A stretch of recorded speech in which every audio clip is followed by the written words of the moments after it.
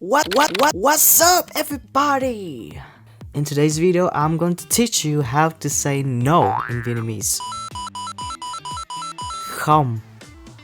Không. Let's dissect the word into three parts. KH. Imagine that you are rinsing your throat, like Okay, next one is the vowel O. O, like the O in all, ball, call, okay? O, O. And the NG at the end. You need to close your mouth with the NG at the end. Make sure your cheeks blow hard at the very end of the word. Không. Không. Không.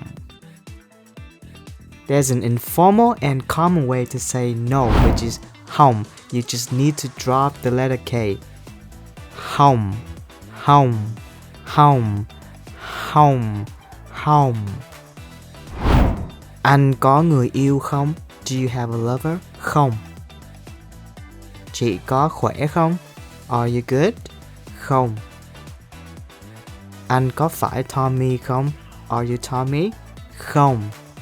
Anh có cô đơn không? Are you lonely? Không. Bạn còn đi học không? Do you still have school? Không.